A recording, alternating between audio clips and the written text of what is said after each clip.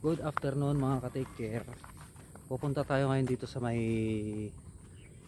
norte, dito sa part sa amin, sa Sapa, yung lugar kung saan nabarahan ng maraming kahoy, mga plastic noong nakaraang baha, yung bagyong Mirasol at bagyong Nando. I-check natin kung anong lagay niya ngayon. Let's go. Time check, mag-aalas 5 ng hapon mga ka-taker. Boom.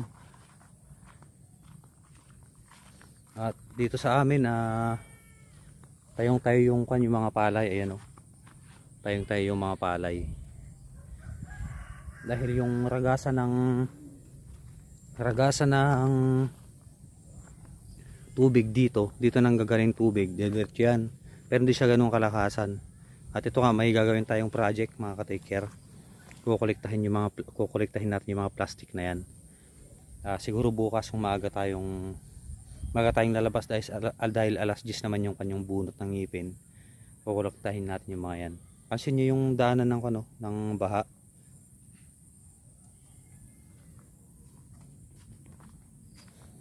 At ito nga, ito yung pinuwersa namin ni Raymond nung nakaraan, na pinus namin talaga to para lang bumaba yung tubig, dahil yung mga ibang debris niyan nakataas, dumidiretso dito yung tubig, yung baha. So ayun. At ito na yung mga ka-taker, yung sitwasyon dito. Yun na.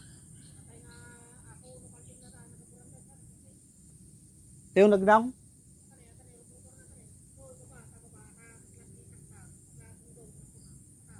Tenang tay. Ayatay. Ayun, nabangsig pa isaw. May namatay na kan mga ka-taker oh. Baka aso yan, aso. Aso yung itim na yan, parang aso yata or kambing. Mabaho yung masangsang yung amoy. Ano dyan, sigurado ng baha. At ito.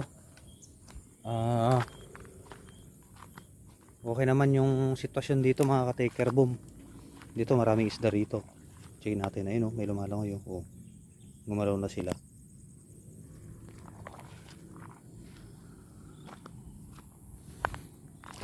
Tapos dito yung mga ka-taker. Dito yung maraming bumara. Maraming bumara na kahoy talaga. Dito dyan. Puno yan. Puno. Pero nalinisan na, nabawasan. Tinanggal nila. Puno yan hanggang sa taas yan. Pero ngayon na siya, mas maganda na siyang tignan. Awa ng Diyos, hindi naman umaakyat yung tubig dito sa may palayan. At yun, doon naman yung doon yung nilinis noon, na yung pinagtulungan naming linisin yung mga naanod na mga punong kahoy, na mga kahoy.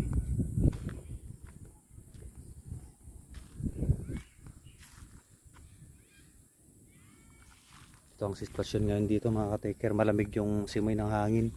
Yun yung sa bukid. Ito, check din natin yung kandun, yung sitwasyon dun sa may parang controller ng tubig.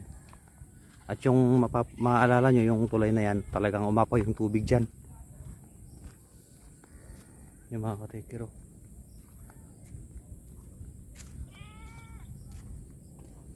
Shout out kay San Randy, ayan. shout out.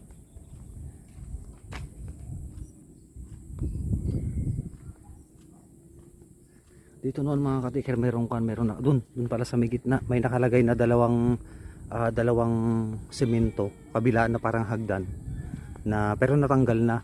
Yung mga semento dun sa baba ay yun yung bali pinapaliguan namin ng mga bata kami na naabutan namin.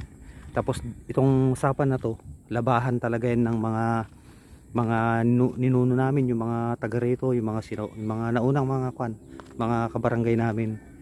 Ito talaga pinaglalabahan talaga namin dito. May mga bato-bato yan, malinis tignan, pero pagdaan ng mga taon, naging naging marumi na yung mga katikir. Naging marumi na yung daanan ng tubig. Siyempre may mga nagtatapon na ng ano-anong dumi diyan. Ito yung tulay na ito yung tulay na umapaw nung nakaraan. Tignan din natin yung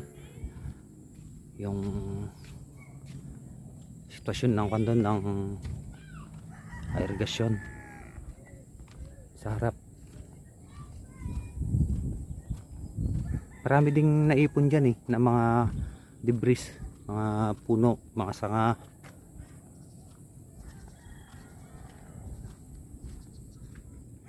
May mga nag-harvester pa rin dun sa ngayon sa bukid, yun sila. Sumingin natin makasakari, pero malayo. Ayun, yun nakikita nyo yun yung kulay orange, yung daliri ko, ayun, nakarang na yung daliri ko. Proceed na tayo dito mga ka-taker. Grabe pala yung grabe pala yung ginawa ng baha. Gumawa siya ng sinkhole dito.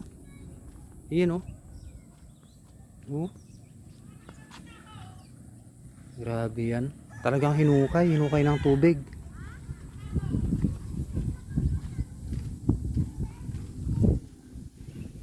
Tapos ito yung mga ka-taker, ito yung nabarahan na parte noon na maraming bumara dito, pero malinis na siya. Malinis na mga ka-taker. Nalinis siya sa konti, pero ayun mayroon pa rin nakabara.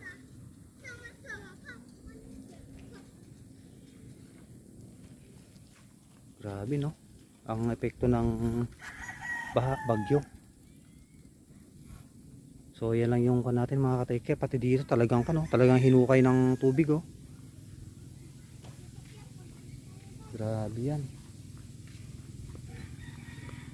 Tapos umapaw naman yung tubig dito, lumagapak pumunta dyan sa bukid. Iyan. Kinurob na kinurob na. Dito mga ka-taker. Pero itong na to mga ka-taker, itong semento na to, matibay yan, noon pa yan. Noon pa talaga yan, nung di pa kami na ipanganak, meron na yan. So yun lang yung vlog natin for today mga ka-taker. Update lang sa mga nadaanan ng baha nun. Ingat-ingat po tayo. Take care, boom.